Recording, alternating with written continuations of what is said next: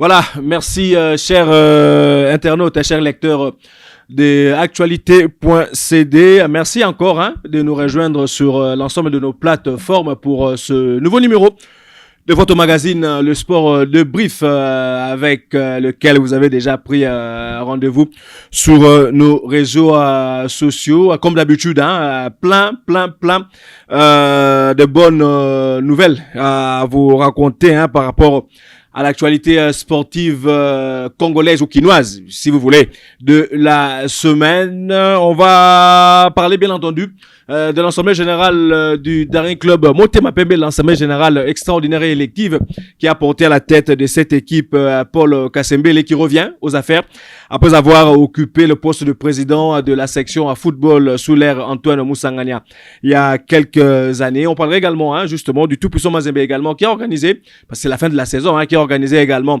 son assemblée générale ordinaire. On parlera de la FECOFA. Oui, de la FECOFA, les choses sont en train de bouger du côté de la Fédération congolaise de football association. La FIFA vient de instruire la Fédération congolaise de football association d'organiser avant le 5 août l'assemblée générale statutaire, justement, qui va amener aux élections dans les prochains jours. On parlera également de Léopard Chan, de la République démocratique du Congo, qui continue leur préparation en vue de leur double confrontation face au Sao du Tchad. Et on terminera bien entendu avec du basketball, avec quelques transferts de joueurs des internationaux congolais. Et on parlera également de Jonathan Kuminga et de son frère Joël Tamboué, qui vont revenir ici au pays et vont organiser un camp de basket dans leur ville natale à Goma. C'est une très bonne chose.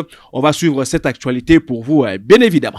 On se retrouve de l'autre côté de ce carton pour entamer cette émission.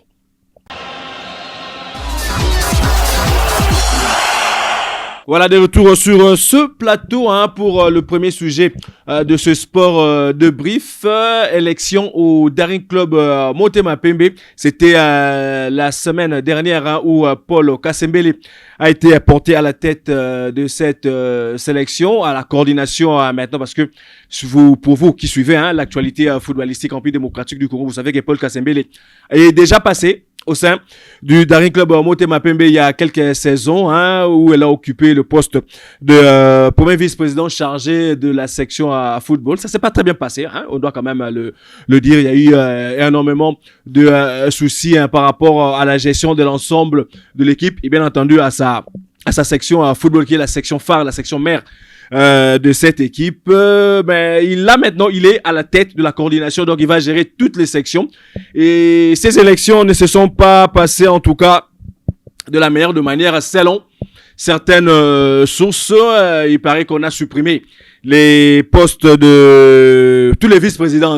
Tous les postes de vice-présidents ont été supprimés. Et il y a un comité qui a été mis en place justement pour essayer de, on va dire, harmoniser le vu. Il y a même une réunion qui va être organisée incessamment par le conseil d'administration de cette équipe pour essayer d'harmoniser le vu, parce que Motema Pembe n'a plus besoin de ce genre de dissension qui porte atteinte sur le plan sportif, bien entendu à la qualité de jeu de l'équipe dans toutes les sections d'ailleurs, et bien entendu la section phare ou la section mère qui est le football. Motema Pembe qui, si tout va bien, parce qu'on attend encore la décision de la Fédération congolaise de football association par rapport à l'issue de la saison, mais Motema Pembe a remporté la Coupe du Congo pour la deuxième fois consécutive et logiquement, à moins d'un miracle, Motema Pembe va jouer la Coupe de la Confédération la saison prochaine. Donc, il est vraiment impérieux pour les Immaculés de mettre ensemble leurs idées et d'essayer d'apporter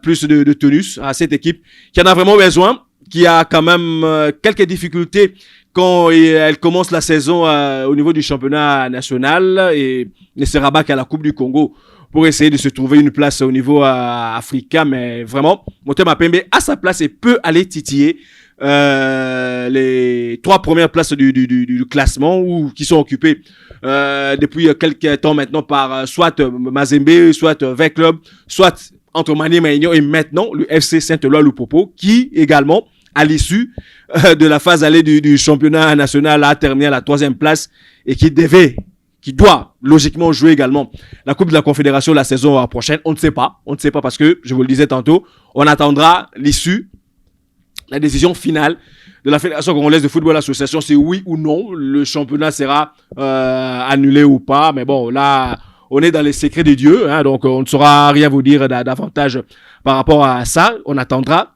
très clairement cette décision que nous tous nous attendons avec beaucoup d'impatience. Voilà, c'est tout ce qu'on a à vous dire, hein, par rapport justement à ces élections au sein du Daring Club Motema Pembe. Nous, en tant qu'analystes sportifs, on ne peut que souhaiter bonne chance, hein, au nouveau comité qui a été élu. Travailler maintenant pour l'intérêt de l'équipe et non pour des intérêts personnels qui ne mèneront nulle part, justement. Voilà. On va passer sans transition au tout-puissant Mazembe, au tout-puissant Mazembe également. On est en train de préparer la saison. Les joueurs sont en vacances parce que le championnat a pris fin. Les joueurs sont en vacances, mais les dirigeants ont organisé, conformément au calendrier édicté par la Ligue nationale de football, a organisé son assemblée générale ordinaire.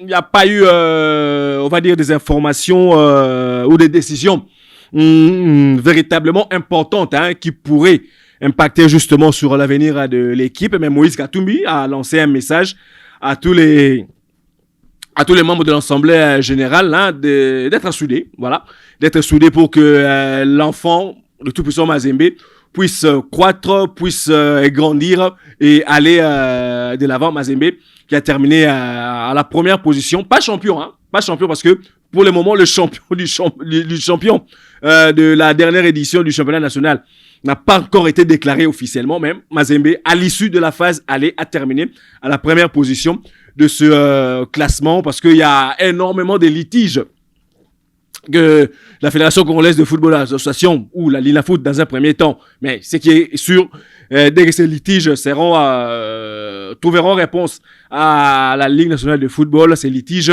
les clubs qui seront lésés iront certainement en évocation à la Fédération congolaise de football association, hein, qui, je le disais tantôt, va encore prendre des décisions très très très importantes qui pourront faire en sorte d'impacter objectivement ou dans la mauvaise de manière, hein, l'issue donc de la saison. Donc ça sera une décision très très judicieuse que les dirigeants de la FECOFA prendront, ou une série de décisions que les dirigeants de la FECOFA seront obligés de prendre justement pour essayer de, bon, pas peut-être de contenter tout le monde, parce qu'il y aura toujours ceux-là qui vont qui seront lésés. Voilà, c'est la loi du sport, c'est comme ça. Mais essayer dans la mesure du possible d'interpréter rien que les textes pour que ceux qui ont raison puissent avoir raison et ceux qui n'ont pas raison ne puissent pas l'avoir, tout simplement. Voilà.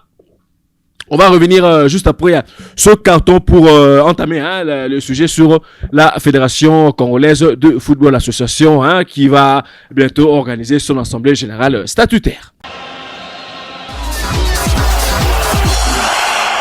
Voilà, de retour sur ce plateau pour entamer donc toujours au football, hein, pour entamer ce sujet en rapport avec la Fédération congolaise de football association, hein, la Fédération congolaise de football association qui est, on va dire, sous tutelle larvée, hein, de la FIFA et de la CAF, justement, qui vient de écrire justement aux dirigeants d'organiser dans un bref délai, en tout cas avant le 5 août, d'organiser une assemblée générale statutaire pour adopter l'ensemble des amendements apportés au statut de cette fédération qui ne répondait plus, en tout cas, aux normes des standards internationaux, des statuts des fédérations nationales en rapport avec le football. Plusieurs amendements ont été faits, justement. Ce sont ces amendements qui vont faire l'objet de cette assemblée générale statutaire qui va être organisée dans les prochains jours, et à l'issue justement de cette assemblée générale statutaire, on aura de plus amples détails par rapport aux prochains dirigeants de cette fédération congolaise de football association qui en tout cas, le comité actuel, hein, a subi énormément de critiques, à tort ou à raison. On sait pas, parce qu'il y a certaines choses qui ont été faites avec beaucoup de munici qui ont apporté des résultats, mais il y en a également, en tout cas, beaucoup de décisions qui ont été prises qui n'ont pas, en tout cas, satisfait et qui ont défavorisé le football congolais dans son entièreté. Et ce sont ces genres de décisions qu'il faut éviter à l'avenir, tout simplement, d'où il faudra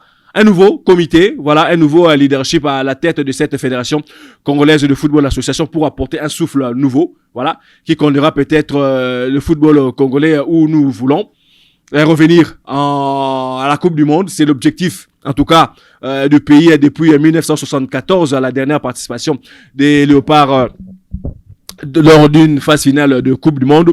Nous avons raté à 2 reprises, on était, on va dire, à un pas, à 2 reprises, voilà. Ça s'est pas fait. On espère en tout cas qu'avec le prochain comité qui viendra, on aura plus ou moins des dirigeants qui seront, qui auront le souci, la passion, hein, de ramener la République démocratique du Congo ou cette équipe nationale de la République démocratique du Congo à cette Coupe du Monde. C'est tout ce qu'on peut souhaiter, nous, en tant que Congolais, et bien évidemment en tant qu'analyste sportif.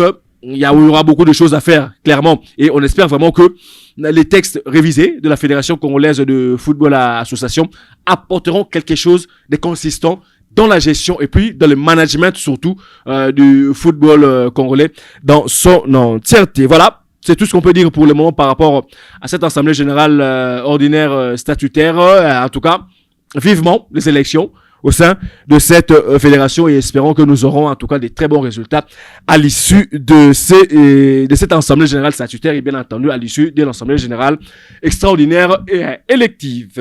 Sans transition, on va parler des léopards locaux des Républiques démocratiques du Congo, les léopards Chan, hein, comme on l'aime bien les appeler, qui sont en pleine préparation hein, pour leur double confrontation face au SAO du Tchad. Ça sera pour les comptes des éliminatoires de championnat d'Afrique des Nations Chan Côte d'Ivoire 2022. Mais le tournoi aura lieu au mois de janvier-février 2023 en Côte d'Ivoire. Les léopards ont fait un tour du côté de Brazzaville, hein, où ils sont allés jouer leurs homologues des Diables Rouges du Congo à Brazzaville, hein, dans ce cadre de jumelage. Les Diables Rouges du Congo Brazzaville qui également préparent leur match justement par rapport à ces éliminatoires.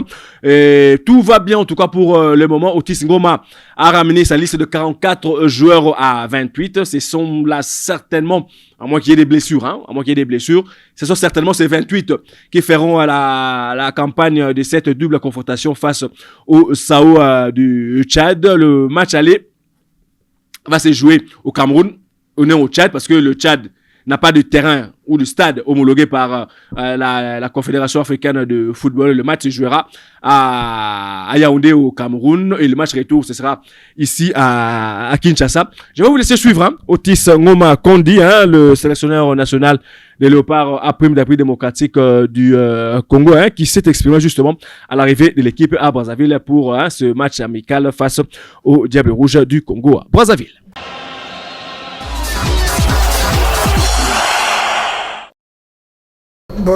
C'est retrouvé, oui, mais je savais que c'était qu'on allait avoir comme problème. On allait avoir un problème d'organisme parce que ça fait depuis 1 mois que nos joueurs étaient en vacances. On les a repris il y a 8 jours exactement.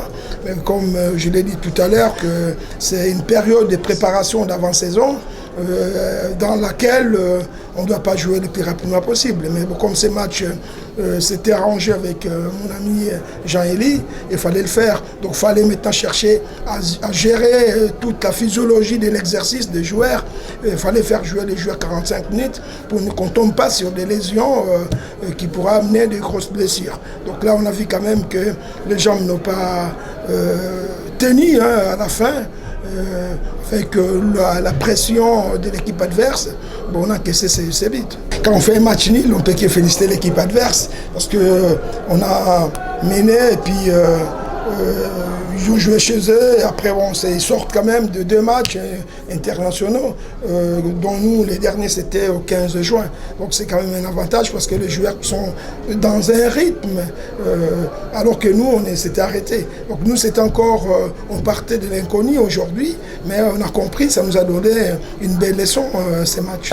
Les objectifs de bien jouer au départ, de gérer tout ce qui est transition, et puis bien défendre. Et puis c'est la position de ballon d'aller un peu vite vers l'avant, mais on a quand même mis des déchets. Donc là, c'est là où les bas blessent un petit peu.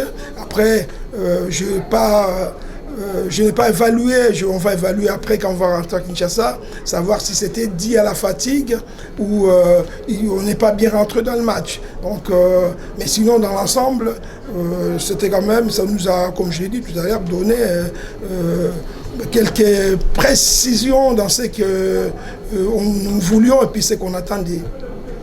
Et le bilan est moyen dans la mesure où c'est une nouvelle équipe, hein. C'est plus l'équipe qui a joué le CHAN, le dernier CHAN, et on ne retrouve presque pas un tiers de joueurs là-dessus. Il faut savoir aussi que nous, on a été dans une phase un peu difficile, hein. Notre pays, le championnat s'est arrêté depuis le mois de janvier, donc on n'a pas eu de championnat. On a récupéré les garçons pour aller en Algérie sans entraînement et jouer contre les champions de la Coupe arabe. C'est quand même une belle équipe qui a battu les Qatar, l'Arabie Saoudite, les Maroc, j'en passe. On a fait un bon match contre le Sénégal et aujourd'hui contre nos frères de l'autre rive, il y a eu match nul. Donc en attendant, on ne peut pas parler du bilan parce que c'est des matchs amicaux. Le bilan, on le fera lors du premier match contre le Tchad. Ouais, ils ont loué à jeu. Tu mets dans le terrain, tu dis qu'il y a défaite, ils ont tu dis qu'il y a victoire, tu dis qu'il y a match, ils ont malheureusement. Ils ont moins manque de concentration, ils ont encaissé, ils ont coup de pied, à corner. Marc MP, ils va jouer sur le terrain, Marc a des concentrations moins côté qui égaliser Bissobo. Ils ont fait du monter, ils ont la préparation, ils continuent toujours à travailler, à ça. Ils ont malam, ils ont malam, match ouais, match est bien parce que le plus important, parce que battre la pétanque, tu vas aller travail, tu vas entraînement, tu sali, tu pour ça qui tu forces vraiment trop, surtout dans la course. Tu as un stade dans le monde, tu as un peu lourd, bon, et ça est nécessaire, tout ça pour tout ça la lumière. Malgré tout le Congo Brazza en échec, du début mi-temps, à la fin, il marqué, mieux par rapport à Bissobe. Pour les équipes plus importantes, tout pour la tête, il y a moins de tout ça les nul. Le reste est tout mekako bon son malé mais bon moi le baki tout quand même ouais avec plus fort que Bisso surtout dans la possession à ballon, va garder trop ballon pour la Bisso toujours derrière ballon pour courir, bon c'est tout à fait normal. Il faut que tu aies une préparation, c'est tout à fait normal. Non, on reste toujours en place, tout ça qui est bien en place, tu as encaissé bien à jeter, tu as encaissé bien à coup de parité, tout ça qui est bien en place, tu fermes toujours l'espace.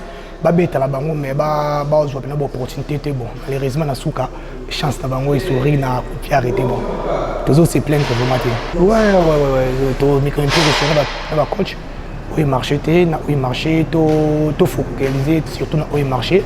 Pour aborder le match, il y a Kinshasa très bien. Moi, je sais que vu que mon équipe est diverse, c'est vraiment bien, mais je rappelle que comme ceux qui t'ont poussé, tu as marqué plus de buts par rapport à eux.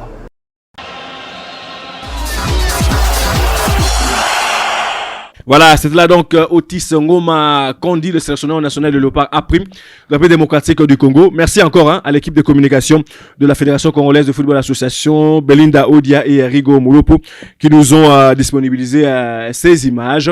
Voilà, c'est tout ce qu'on peut souhaiter donc à cette équipe nationale de la République démocratique du Congo. Qu'elle ne se voit pas trop beau ou belle, voilà. Il faut vraiment prendre en considération cette sélection nationale tchadienne qui n'aura rien à perdre par rapport à cette double confrontation parce que les Léopards vont partir favoris dans cette confrontation. Donc, il faudra tout faire, essayer de faire un très bon match à Yaoundé et puis venir conclure ici à Kinshasa et avoir cette qualification qui fera en sorte que les Léopards puissent se qualifier pour ce championnat d'Afrique de nations. On était au Cameroun il y a 2 ans, éliminé en quart de finale par le Cameroun justement, et là il faudra obligatoirement y être pour essayer de compenser, on va dire tant soit un peu, l'élimination à la Coupe d'Afrique des Nations, la grande CAN, qui s'est déroulée justement au Cameroun et Ghana, où les Léopards ont été éliminés aux éliminatoires par les Panthères du Gabon. Ça sera un moindre mal que les Léopards se qualifient en tout cas pour ce championnat d'Afrique de Nations. On va aller du côté de la technique, prendre ce carton et on va revenir juste après pour aborder d'autres sujets de ce sport de brief. De retour sur ce plateau, on va parler à beach volley. Voilà, finalement, les léopards, messieurs et dames beach volley ont finalement, on vous en parlait la semaine dernière, ils avaient quelques soucis de moyens par rapport à leur déplacement.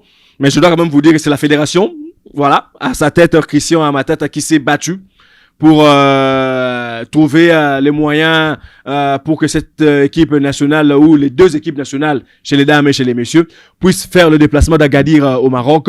L'équipe est arrivée. Les matchs, en tout cas de poule, vont commencer cette semaine et on peut que croiser les doigts pour que ces résultats ou ces léopards puissent ramener des résultats plus ou moins probants qui feront plaisir justement à la fédération et à l'ensemble du peuple congolais. Le beach volley, voilà, ce n'est vraiment pas une discipline qui est très on va dire populaire ici au pays, mais je vous le dis quand même, on a quand même eu ici au pays à organiser une phase finale de Coupe d'Afrique de moins de 17 ans. Voilà, c'était ici il y a quelques années. Les léopards, justement à l'issue de cette compétition, ont pris la 2e place et avaient représenté en Chine la République démocratique du Congo à la phase finale de la Coupe du Monde. Voilà, c'est une discipline qui est en train d'arriver petit à petit, voilà, et on espère que ça prendra, bon, pas peut-être une grosse ampleur par rapport au volleyball traditionnel, mais qu'il y aura quand même assez de pratiquants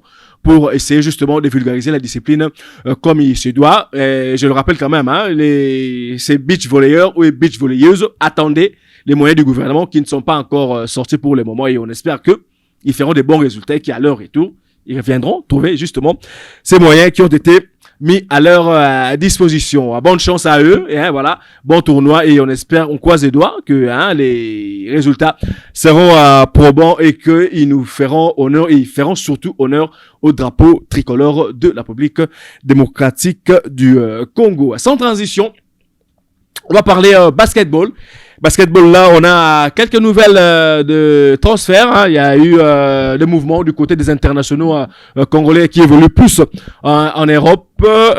Mathieu Kamba, par exemple. Mathieu Kamba, meneur de jeu congolais. Voilà, il ne faisait pas partie justement de l'équipe ou de la sélection qui a joué la dernière fenêtre, la 2e fenêtre des éliminatoires de la Coupe du Monde en Égypte. Mais Mathieu Kamba, c'est quand même un international.